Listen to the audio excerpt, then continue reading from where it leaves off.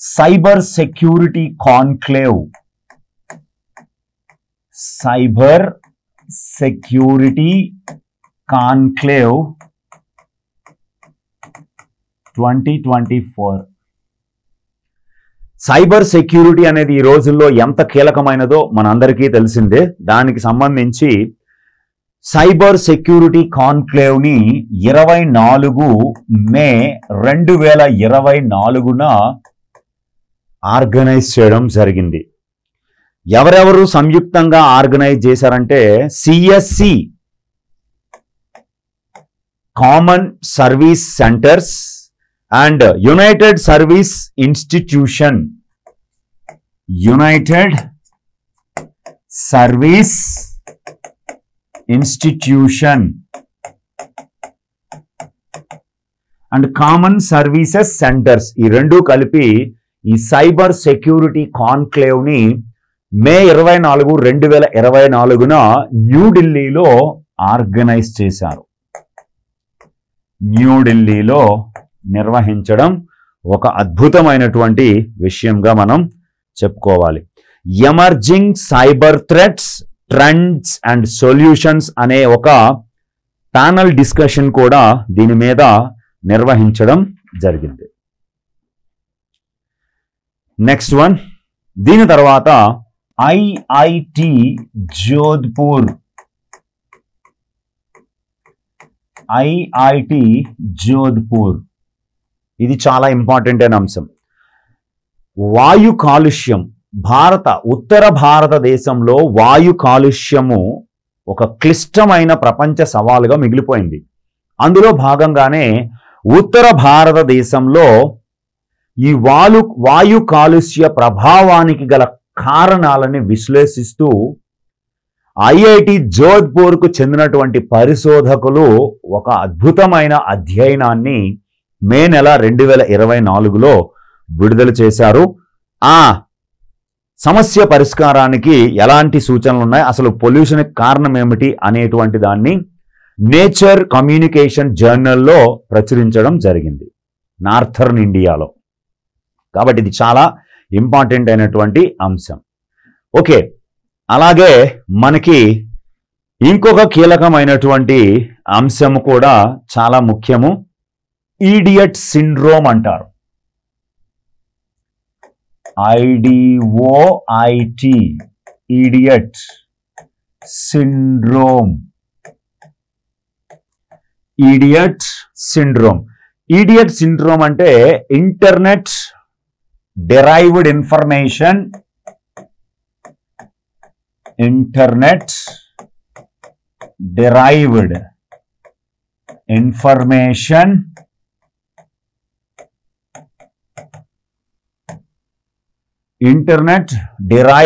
information obstructing treatment,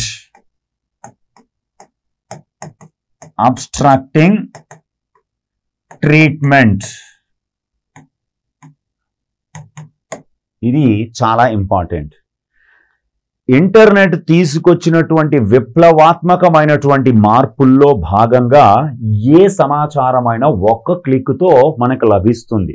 దీని వలన ఎంతో లబ్ధి చేకూరింది అందరికీ. కానీ లబ్ధితో పాటుగా నష్టం కూడా అంతే రకంగా చేకూరడం జరిగింది. అందులో వైద్య ఆరోగ్య రంగం ఒకటి. ఎందుకంటే ఈ వైద్య ఆరోగ్య రంగం నుంచి వచ్చినటువంటిదే ఈ ఈడియట్ సిండ్రోమ్. మనుషులుగా ఉన్న మన ఆరోగ్యంపై ఆందోళన చెందుతూ ఆ ఆందోళనలో భాగంగా మనకి ఒరిజినల్గా లేనటువంటి జబ్బుని ముందే ఊహించుకొని ఆ లక్షణాల ద్వారా మనకి ఎలాంటి జబ్బు ఉంది, దాని లక్షణాలు ఏమిటి అని ఇంటర్నెట్లో సెర్చ్ చేసి సొంతంగా వైద్యం చేసుకోవడమే ఈడియట్ సిండ్రోమ్ అంటారు. ఈడియట్ సిండ్రోమ్, దీన్నే సింపుల్గా సైబర్ కాండ్రియా అని కూడా పిలుస్తారు. సైబర్ కాండ్రియా అని కూడా దీన్ని పిలవడం జరుగుతుంది. కాబట్టి ఇది చాలా చాలా చాలా కీలకమైన అంశం. ఈ సైబర్ కాండ్రియాతో బాధపడేవారు తీవ్రమైన ఆందోళనలో ఉంటారు. చిన్నపాటి లక్షణాలతో ఉండడం వలన తీవ్రమైన అనారోగ్యం ఉన్నట్లుగా ఆందోళన పడతారు. వైద్య సమాచారం కోసం గంటల తరబడి ఇంటర్నెట్లోనూ ఆన్లైన్లోనూ శోధిస్తూనే ఉంటారు. ఆన్లైన్లో లభించిన సమాచారం ఆధారంగా దిగులు చెందుతూ ఉంటారు.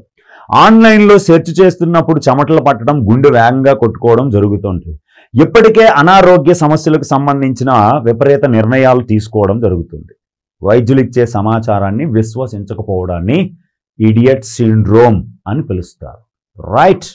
కాబట్టి ఇది చాలా చాలా చాలా ముఖ్యమైనటువంటి అంశం. దీని తర్వాత మనకి ముఖ్యమైనటువంటిది రీసెంట్గా వచ్చినటువంటి అంశాన్ని ఒకటి చూద్దాం. గూగుల్ ప్రాజెక్టులు. ఇటీవల కాలంలో గూగుల్ తీసుకొచ్చినటువంటి ప్రాజెక్టులు, ప్రకటించినటువంటి ప్రాజెక్టులు ఒకసారి మనం చూసేద్దాం. అందులో ఒకటవది Starline project. Starline project ఏమిటి? స్టార్ లైన్ ప్రాజెక్ట్ అంటే ఇది ఒక 3D video calling booth. Google తీసుకొచ్చిన దాంట్లో ఇది 3D వీడియో కాలింగ్ బూత్. ఒక మనిషే తన ముందు ఉండి వీడియో కాల్ మాట్లాడుతున్నట్లుగా 3Dతో ఉన్నటువంటి సాఫ్ట్వేర్ని మరికొద్ది రోజుల్లో అందుబాటులోకి తీసుకురాబోతుంది గూగుల్. దాన్ని స్టార్ లైన్ ప్రాజెక్ట్ అని అంటారు. అలాగే రెండవది ప్రాజెక్ట్ నవరస. ప్రాజెక్ట్ నవరస గూగుల్ తీసుకురాబోతున్న రెండవ ప్రాజెక్ట్ ఏమిటంటే నవరస. ఇది గతంలో గెమ్మ అనేటువంటి ఒక సాఫ్ట్వేర్ను తీసుకొచ్చింది. 15 భారతీయ భాషల్లో అందుబాటులోకి తీసుకొచ్చింది. దానిని ఇప్పుడు అప్డేటెడ్ వెర్షన్గా తీసుకొచ్చి దానికి ప్రాజెక్ట్ నవరస అని పేరు పెట్టింది. ప్రజలు వారి మాతృభాషలో మాట్లాడి వారి మాతృభాషల్లోనే ప్రతిస్పందనలు పొందేలాగా ఈ ప్రాజెక్టు నవరసాన్ని తీసుకొచ్చింది. దీనిని తెలుగు LLM ల్యాబ్స్ అభివృద్ధి చేయడం జరిగింది. It was developed by Telugu LLM labs. Most important is దీనిని LLM అంటే large language models. Raviteja Deshetti, Sriram Gautam Golla అనేవారు దీన్ని స్థాపించడం జరిగింది. గెమ్మ అనేటువంటి ప్లాట్ఫామ్ ఇప్పటికే ఫిబ్రవరి 21, 2024 లాంచ్ చేశారు. గెమ్మ అనేది గూగుల్ లాంచ్ చేసిన ప్రాజెక్టుల్లో భాగంగా కృత్రిమ మేధని బాధ్యతాయుతంగా నిర్మించడంలో అభివృద్ధిదారులు, పరిశోధకులకు సహకరించేందుకు గూగుల్ తన ఓపెన్ మోడల్ని తీసుకొచ్చింది. దాని పేరు గెమ్మ. గెమ్మ అనేది ఒక లాటిన్ భాషా పదం. దాని అర్థము విలువైన రాయి. రైట్. చాలా ఇంపార్టెంట్. ఆ తర్వాత మూడవది ప్రాజెక్ట్ అస్త్ర. గూగుల్ తీసుకొచ్చినటువంటి తదుపరి ప్రాజెక్టుల్లో మూడవది ప్రాజెక్ట్ అస్త్ర. ఈ ప్రాజెక్ట్ అస్త్ర అనేది అధునాతనమైన యూనివర్సల్ AI వేరియంట్. ప్రపంచవ్యాప్తంగా ఈ కృత్రిమ మీద పనిచేసే రకం AI అసిస్టెంట్. యూనివర్సల్ కృత్రిమ మీద అసిస్టెంట్, AI అసిస్టెంట్ అంటారు దీన్ని. Universal AI assistant. దీనిని గూగుల్ డీప్ మైండ్ అభివృద్ధి చేసి విడుదల చేసింది. మనకి సంక్లిష్టమైన, చురుకైన ప్రపంచాన్ని అర్థం చేసుకుంటూ వాటిని స్పందిస్తూ మనకి రోజువారీ పనుల్లో సహకరించేది ఈ ప్రాజెక్ట్ అస్త్రాలో భాగంగా మనం చెప్పుకోగలం. అలాగే గూగుల్ వియో. నెక్స్ట్ ఏమిటంటే గూగుల్ వియో అనేటువంటి ఒక ప్రాజెక్ట్. ఇది అత్యాధునికమైనటువంటి వీడియో జనరేషన్ మోడల్. మీరు మాటలతో ఒక వీడియోని తయారు చేసేయచ్చు.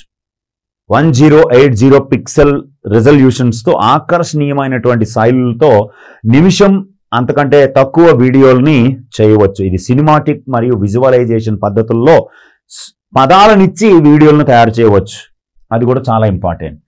నెక్స్ట్ ఫీచర్ ఏమిటంటే ఆస్క్ ఫొటోస్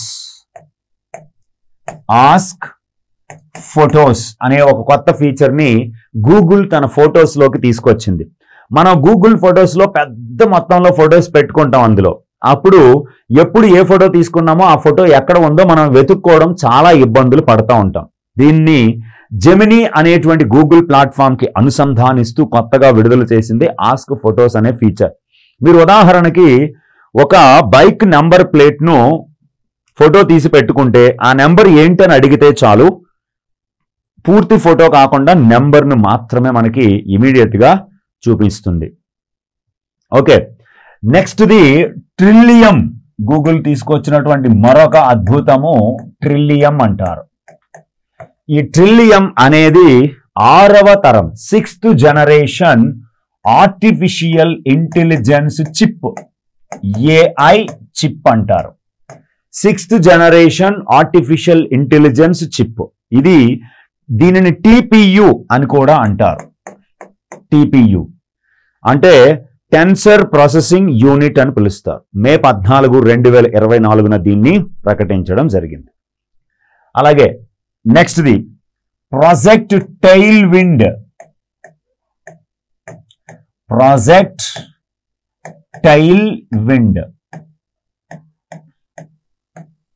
ఈ ప్రాజెక్ట్ టెయిల్ విండ్ అనేది చాలా ముఖ్యమైనటువంటి అంశము, గుర్తుపెట్టుకోవాలి.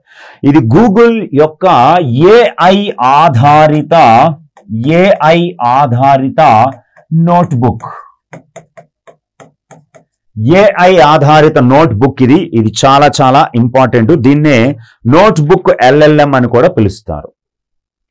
నెక్స్ట్ దీని తర్వాత గూగుల్ తీసుకొచ్చినటువంటి మరొకటి ప్రాజెక్ట్ నింబస్.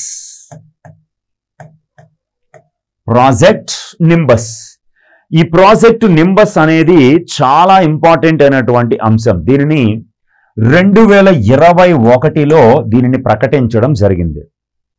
ఇది గూగుల్ మరియు అమెజాన్ల సంయుక్త ప్రాజెక్ట్ నింబస్ అనేది గూగుల్ అండ్ అమెజాన్ ల సంయుక్త ప్రాజెక్ట్. ఇది ఇటీవల ఆ గూగుల్ ఉద్యోగులు వ్యతిరేకిస్తున్నటువంటి ఒక ప్రాజెక్ట్. ఎందుకంటే ఇజ్రాయిల్ ప్రభుత్వానికి మరియు ఇజ్రాయిల్ సైన్యానికి క్లౌడ్ కంప్యూటింగ్, ఇన్ఫ్రాస్ట్రక్చర్, కృత్రిమ మేధ మరియు ఇతర సాంకేతిక సేవలు అందించడం కోసం $1.2 బిలియన్ ఒప్పందము 2021లో గూగుల్ అమెజాన్లు ఇజ్రాయిల్ ప్రభుత్వంతో కుదుర్చుకున్నారు. దీంతో ఉద్యోగులు దీన్ని వ్యతిరేకించడం జరుగుతుంది.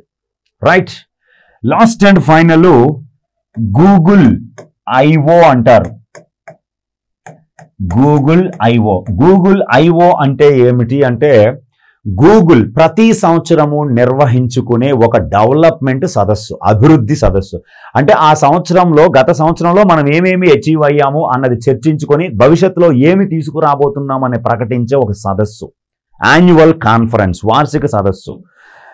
2024లో మే 14వ తేదీన ఇది కాలిఫోర్నియాలో జరిగింది.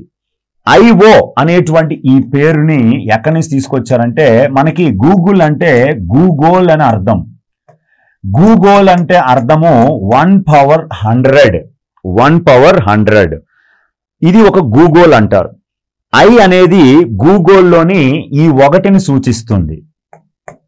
O అనేది మొదటి నంబర్ని సూచించడం జరుగుతుంది, 2వ సంఖ్యను సూచిస్తుంది. దీనిని 1920లో మిల్టన్ స్టార్టా అనేటువంటి ఒక 9 సంవత్సరాల స్టూడెంట్ దీన్ని సూచించాడు. గూగుల్ అనేటువంటి ఒక సంస్థని 1998 సెప్టెంబర్లో ప్రారంభించడం జరిగింది. 1998 సెప్టెంబర్ 4వ తేదీన ఈ గూగుల్ సంస్థని Larry Page and Sergei Brin అనేటువంటి ఇద్దరు స్థాపించారు. ప్రస్తుతం దీనికి CEO సుందర్ రాజన్ పిచ్చై. దీని ప్రధాన కార్యాలయం అమెరికాలోని కాలిఫోర్నియాలో ఉంది. ఇది ఓవరాల్ గా మనకి ఉన్నటువంటి 2024 మేకి ఇంపార్టెంట్ అయినటువంటి కరెంట్ అఫైర్స్. తెలుగు మీడియంలో ఖచ్చితంగా చదవండి students. Thank you very much.